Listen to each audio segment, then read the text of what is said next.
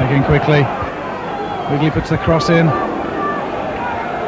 and immediately earns a second corner.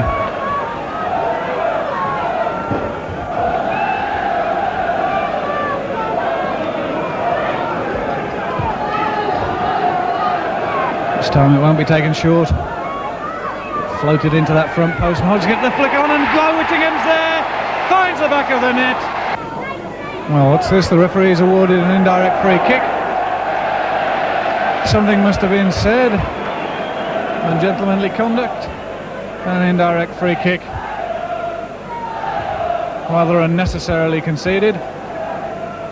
Some 20 yards outside the Brighton box. Martin Cool there with Warren Neal. Flicked in and Hogg gets the header on it. 2-0! Graham Hogg! Earns another throw. And Wigley earns the free kick on this occasion. Just 2 yards in from that far side touchline. Warren Neal placing it. He'll try and float it in and find the head of Graham Hogg or Guy Whittingham. But he finds a head of Jimmy Gilligan. 3-0. Graham, 3-0 victory and a goal from an unusual source, your first of the season. That's right, it was nice to get one. The managers kept winding me up about not scoring enough goals. And fortunately for us, we won today, and for myself, I was pleased with the goal. But it came from a controversial source. What was the free kick given for? To be quite honest with you, I don't know. I'm still stunned with the goal, really. But I think it was Steve Wigley, someone curled the ball in, and I run early and just got in front of the defender and saw it flying at the bottom corner. Yes, because Perry Digweed had played very well in the first half to deny Pompey on a couple of occasions, hadn't he? That's right, yeah. Keeper made a few good stops for them first half. And I mean, all due respect to our boys, I mean, we fought hard, especially because things weren't really going for us first half. And I thought that we'd come out second half and went about the business and got the goals that we needed. Must have been very difficult for a defender in that first half with the wind. I noticed you were struggling to judge some of the balls as they dropped in that first half. That's right. I mean, it's always I'd rather, you ask most defenders, I'd rather play in the rain than the wind, because it's a game of two halves really for us. Because most of the balls are played up to the striker and his favourite because it's holding up, whereas in the second half it was coming on to us. But overall I thought we defended quite well, and as I say, it's five runs now, 5 games, and we've not been beaten, so hopefully we can keep it going to the end of the season.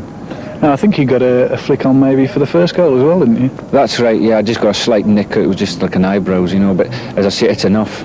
And I think it was it Jim got the first one? No, it was Guy Whittingham. There's been some dispute about this. Yeah, well, Jimmy was arguing about it in the dressing room.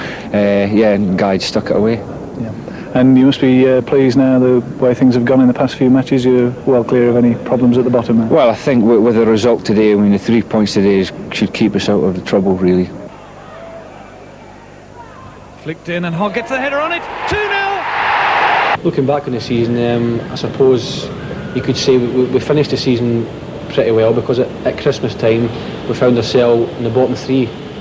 And I know managers always get judged on the performances of the team. And the manager at that time, John Gregory, got sacked at Christmas time, which was disappointing in a way, because he was a man that was responsible for bringing me here. And you always feel, I mean, personally myself, I didn't really have a particularly good season, not as good a season as I hoped for my first season. And when you see the manager that brought you here getting the sack, you kind of blame yourself really. But we picked ourselves up, and Frank Burrows was appointed towards the end of he got the job until the end of the season on a caretaker basis. And he brought 1 or 2 ideas, and he brought a couple of new players in, Mickey Hazard and Gary Stevens, and the results started picking up. And I think to be fair, that position we are at Christmas time, and to finish 12th in the league at the last game of the season, I think he did quite a good job. But as I say, I mean, performances, I would have hoped for Portsmouth to be up challenging for the playoffs. And the way we finished the season, there's no reason why we can't continue that next season. Obviously Frank will be in charge next season from the beginning, so he'll have his own ideas rather than taking over mid-season. He'll have us from the start, which hopefully it can push everyone in to make a chance of the playoffs. Pompey were proving to be something of a scourge of promotion hopefuls at the end of the season, and Oldham Athletic, whose fixture pile-up was causing them lots of problems, travelled down to Fratton Park and went home pointless. Steve Wigley getting the first strike with an excellent goal. A second coming from a near-post header from Mark Chamberlain.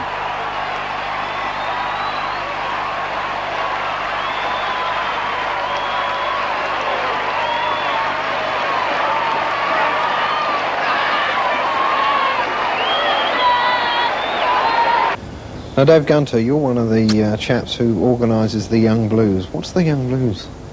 Well, the Young Blues is a scheme for children up to the age of 16 years who can become part of the club by taking out a membership which costs £6 for the year, and for that £6 they get t-shirts, bobble hats, autograph cards, pens, visits to the club shop, visits to away games, half price at Fratton Park home matches for £1.50.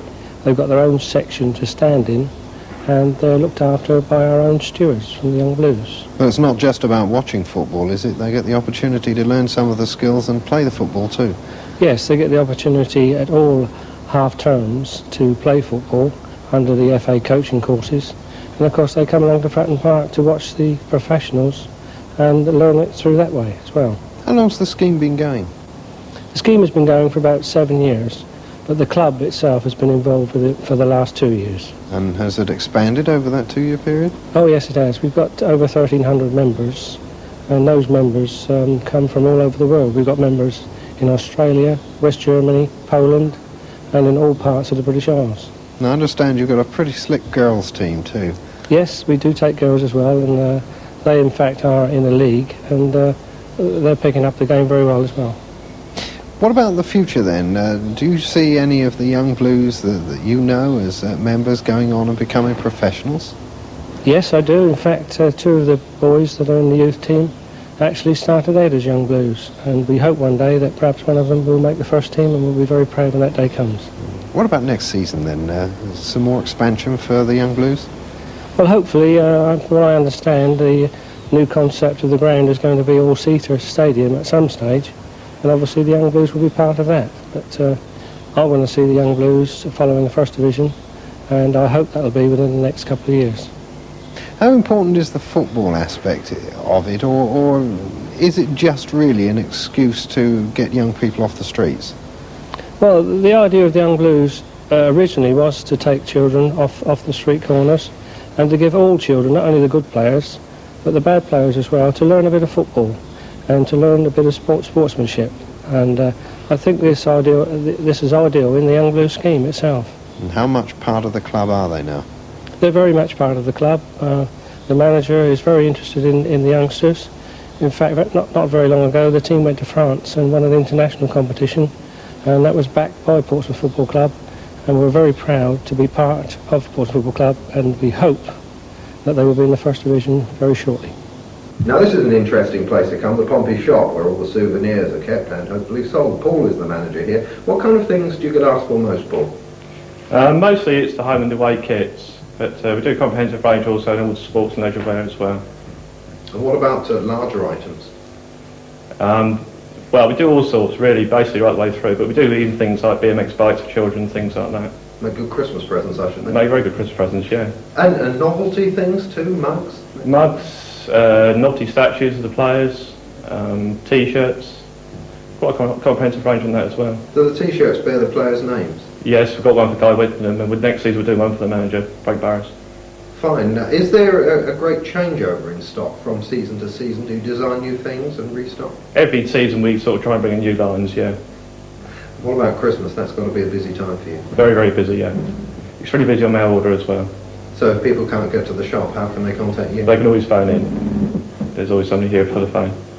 And we do all the access, Visa cards and all that sort of stuff. So, glorious conditions for this afternoon's game. What a wonderful way to finish up the season.